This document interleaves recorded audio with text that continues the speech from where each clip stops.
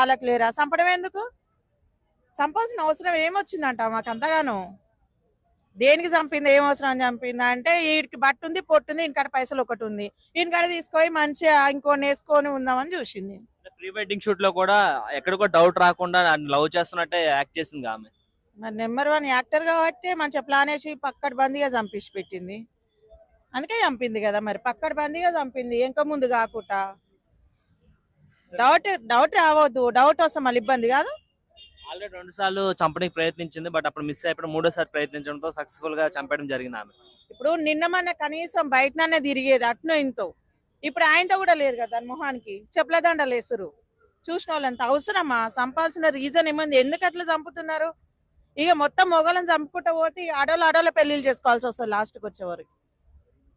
అవసరమా మరి ఇంత దారుణంగా? అరే ఒకటే మేకలం కోసినట్టే కోసేసి పెడుతున్నారు. మీకు ఇష్టం లేకపోతే వదిలేయండి. నువ్వు పెళ్లి కూడా చేసుకోలేదు కదా, చంపాల్సిన అవసరం ఏమొచ్చింది? దేనికి చంపింది?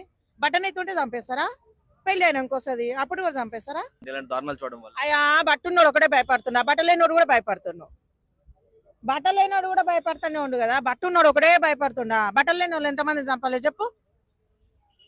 అందుకే నెక్స్ట్ నువ్వు జాగ్రత్తగా ఉండు. బట్టలు లేని వాళ్ళని కూడా చంపుతున్నారు కదా, బట్టనే రీజన్ కాదు. వాళ్ళకి అవసరం ఉన్న రోజులు ఉంటున్నారు, అవసరం తీరగానే చంపేస్తున్నారు.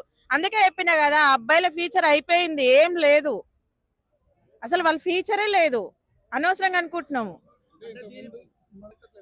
మోడీ దాకా పోలే కదా, మరి నువ్వు తీసుకుపోయేది ఉంటివి కాదు.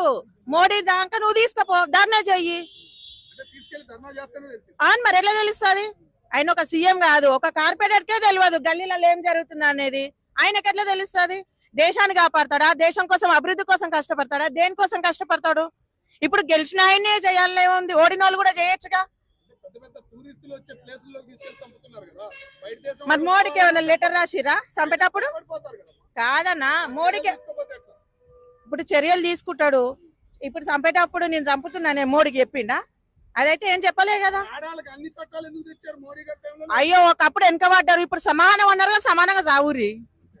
మరి సమానం అన్నారు కదా, ఆడవాళ్ళు మగవాళ్ళు సమానం అన్నారు, సావురి. మరి గట్నే సమానం దేంట్లో ఉండాలో దాంట్లోనే ఉండాలి. ఆడవాళ్ళు మగవాళ్ళు సమానం హక్కులు, సమానం హక్కు అని గట్నే నరుకుతారు, కుక్కర్లో పెడతారు, మిక్సీలలో పెడతారు, అన్నిట్లలో. 2 సంవత్సరాల నుంచి ఇవే హత్యలు బాగా అవుతున్నాయి. 5 సంవత్సరాల నుంచి 2008, 2009 వరకే అమ్మాయిలా ఉన్నారు, పెళ్లిళ్ళ ఉన్నాయి. ఈ జనరేషన్ లో చేసుకునే ఏమన్నా సక్క కొసెలినాయా? పిల్లలుగా అన్నారా? నిన్నగాక మండతోటి మిండని కాడ వండుకోనని కొడుకుని చంపింది. అవసరమా? ఇష్టం లేకపోతే వదిలేరు. మీ కాళ్ళు ఓడి పట్టుకుంటే నెయ్యిలోడు పట్టుకుంటాడు, వాని బతుకు ఆడ బతుకుతాడు. ఏమనంటే ఆడోళ్ళని చంపుతలేరా అంట, ఏమో చంపుకోవటానికే గుర్తున్నట్టుంది. ఇంకా ముందయి చంపుకోవాల్సిన అవసరం లేదు. చంపుకోవడం వల్ల ఏమొస్తుంది చెప్పు? ఇన్ని చట్టాలు ఉన్నాయి కదా, విడాకులు తీసుకోరి. ఓడొద్దు అంటుండు,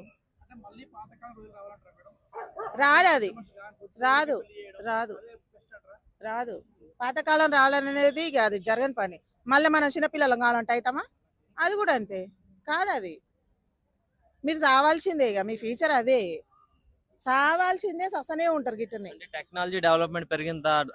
టెక్నాలజీకి ఆలోచిస్తలేరా? అది మంచిగా వాడికి తీసుకుపోయింది, కింద నూకింది, ఓతి మంచిగా చంపింది, డ్రమ్ములు వేసింది, పైన సిమెంట్ వేసింది తెలియనట్టు. మరి టెక్నాలజీ పెరిగినట్టు చంపడం కూడా వెరైటీగానే పెరుగుతుంది. చచ్చటోళ్ళు కూడా అట్నే చేస్తారు. ఆలుతగా అయితే ఏం చేస్తలేరు కదా. చంపాల్సిన అవసరం లేదు అంతగానం.